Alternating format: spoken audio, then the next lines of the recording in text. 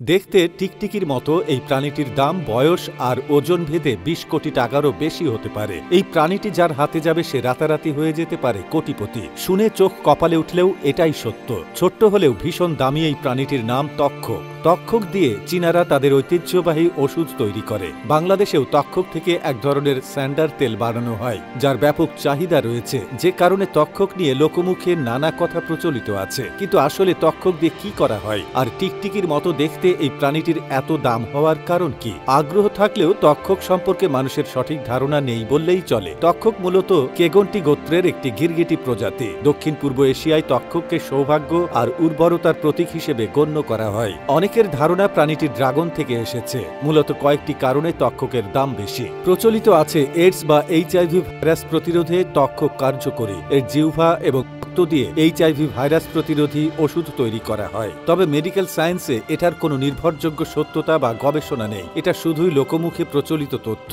আরও ধারণা করা হয় যে তক্ষকের শরীরে টিউমার ও ক্যান্সার প্রতিরোধী গুণাগুণ রয়েছে। চীনের ঐতিহ্যবাহী ওষুধ জি তৈরিতে তক্ষককে একটি উপাদান হিসেবে ব্যবহার করা হয়। চীনারা বিশ্বাস করে এই ওষুধ কিডনি আর ফুসফুসকে পুষ্ট করে। তবে মেডিকেল সায়েন্স এ ধরনের ওষুধকে সমর্থন করে না। এদিকে চোরাচালানের কারণেও এর চাহিদা ব্যাপক। অনেক বৈধ সিন্ডিকেট রয়েছে যারা বিভিন্ন প্রাপ্য বন্যপ্রাণী কেনাবেচা করে। তাদের জন্যও এই প্রাণীর মূল্য বৃদ্ধি পেয়েছে। বাংলাদেশে তক্ষক কেনাবেচা বা তক্ষক বৈধভাবে সংরক্ষণ অপরাধ। বাংলাদেশের মতো চীন, ফিলিপাইন এবং অন্যান্য দেশেও এটি বৈধ। বিশেষভাবে ফিলিপাইনে এই প্রাণী সহ ধরা পড়লেই ১২ বছরের জেল এবং ১০ লক্ষ ফিলিপিনো পেসো জরিমানা করার আইন রয়েছে। তক্ষক রাতে খুব পরিষ্কার দেখতে পায়। তক্ষকের অক্ষিগোলকে ট্রান্সপারেন্ট মেমব্রেন থাকে, যা তাকে মানুষের চেয়ে ৩৫০ গুণ বেশি দৃষ্টি সম্পন্ন করেছে। এটি আলট্রা ভায়োলেট রশ্মির বেগুনি ও সবুজ খুব পরিষ্কার দেখতে পায়। অন্যান্য আত্মরক্ষী প্রাণীদের মতো তক্ষকের ইন্দ্রিয় ক্ষমতা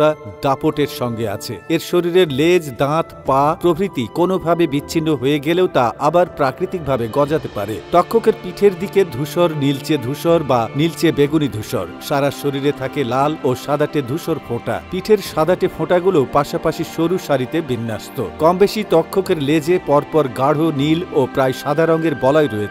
মাথা অপেক্ষাকৃত বড়, নাকের ডগা চোখা আর ভোঁতা, চোখ বড় বড় মণিফালি গড়নের। এদের লেজ সামান্য নোয়ানো। একটি প্রাপ্তবয়স্ক তক্ষকের দৈর্ঘ্য নাকের ডগা থেকে পা পর্যন্ত ১৭ সেন্টিমিটার এবং লেজ প্রায় ততটা। তক্ষকের ডাক চড়া, স্পষ্ট এবং অনেক দূর থেকে শোনা যায়। ডাকের জন্য এর নাম হয়েছে তক্ষক। এরা কীটপতঙ্গ, ঘরের টিকটিকি, ছোট পাখি আর ছোট সাপ খেয়ে থাকে। ছাদের পাশের ফাঁকা ফোকর বা গর্তে অথবা গাছে বসবাস করে। অনেকে ভুলক্রমে তক্ষককে বিষাক্ত সরীসৃপ হিসেবে চিহ্নিত করে। বিভিন্ন পদ্ধতির চিকিৎসায় এদের তেল ব্যবহার করা হয়। ভারত, বাংলাদেশ সহ Myanmar, Thailand, Vietnam, Laos, Cambodia, Malaysia, Indonesia, চীন ও ফিলিপাইন সহ বিভিন্ন দেশে প্রায় ৬০০ প্রজাতির তক্ষকের বাস। বাংলাদেশে প্রায় ২ প্রজাতির তক্ষক দেখা যায়।